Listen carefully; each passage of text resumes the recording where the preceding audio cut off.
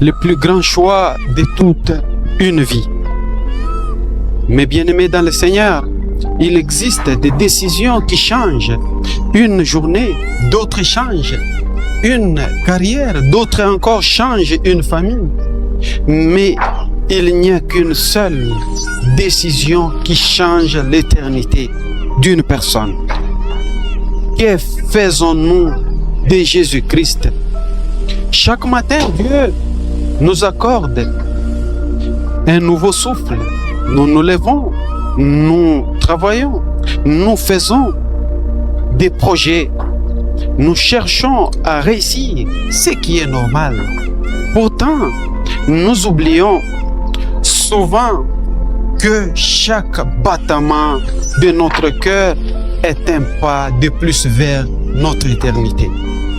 Le plus grand drame de notre époque n'est pas la guerre, la pauvreté ou les crises économiques, mais le plus grand drame est que des hommes et des femmes vivent comme si Dieu n'existait pas, alors que Jésus-Christ continue de les appeler avec amour.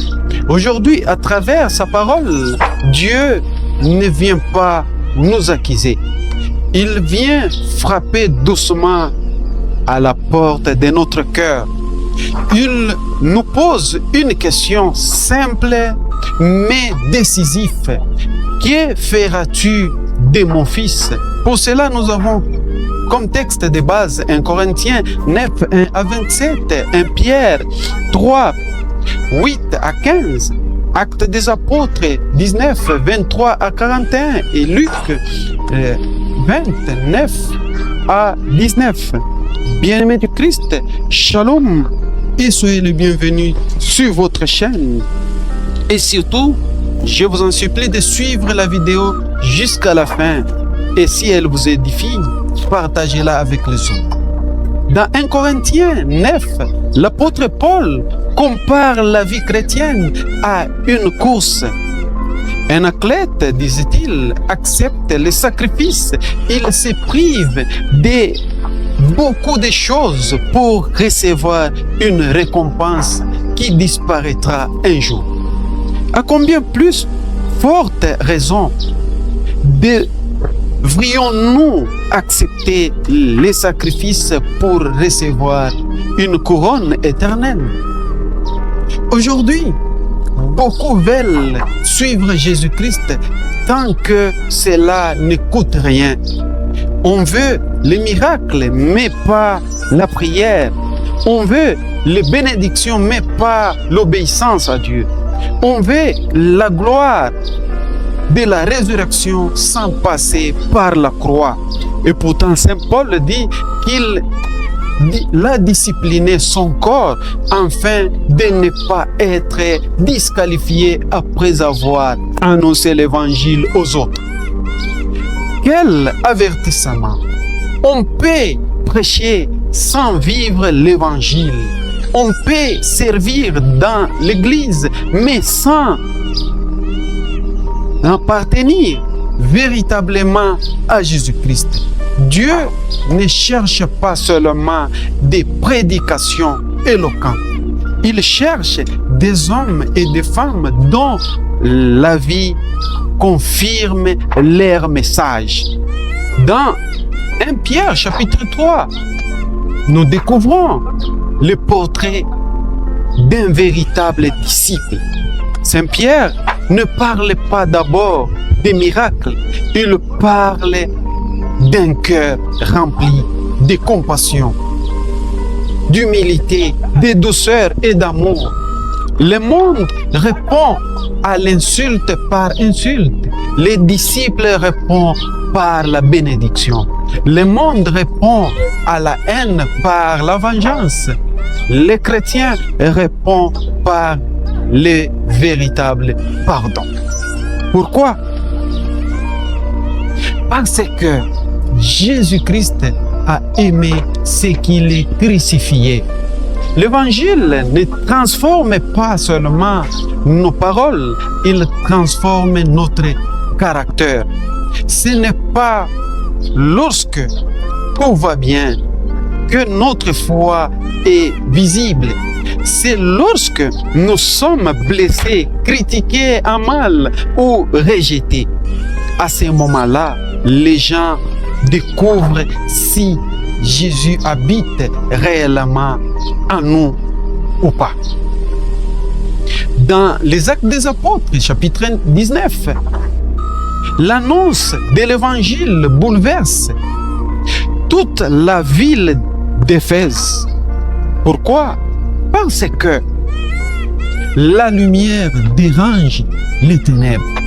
Lorsque Saint Paul prêche, ceux qui fabriquaient les idoles perdent leur commerce. Alors, il provoque une émeute. Aujourd'hui encore, l'évangile dérange. Il dérange l'orgueil. Il dérange la corruption. Il dérange les péchés. Beaucoup acceptent un Jésus-Christ qui bénit, mais refusent un Jésus-Christ qui appelle à la repentance. Et pourtant, on ne peut pas suivre le Christ sans abandonner ce qui nous éloigne de lui. Dans l'Évangile, selon Saint Luc, le 20e chapitre, Jésus-Christ raconte la parabole des vignerons. Le propriétaire envoie plusieurs serviteurs. Ils sont battus, puis il envoie son propre fils. Ils disent,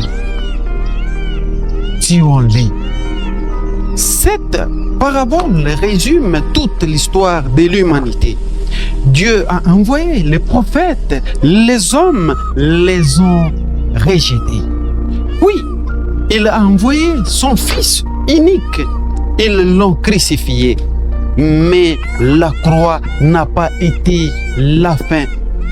Celui qui a rejeté le Christ, mais le Christ est ressuscité.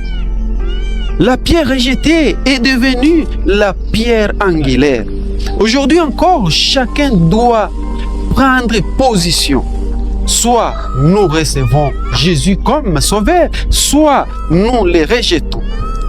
Il n'existe pas de terrain neutre dans notre vie. En conclusion, aujourd'hui est le jour du salut. Mes frères et sœurs, Dieu nous appelle aujourd'hui.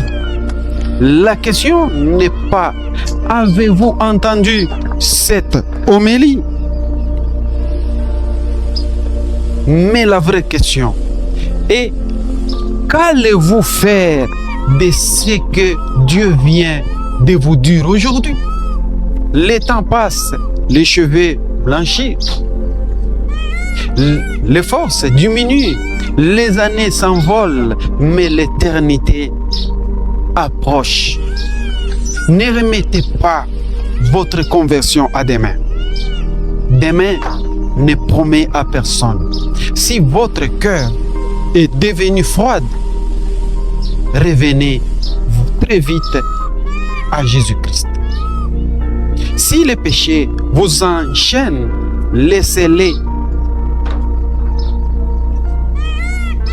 et revenez à Jésus-Christ. Si vous avez perdu votre premier amour, retrouvez-le aujourd'hui. Souvenez-vous, Jésus n'est pas mort pour condamner les pécheurs, mais pour les sauver. Ses bras sont encore ouverts. Son sang a encore la puissance de purifier. Sa grâce est encore disponible pour celui qui se répand sincèrement.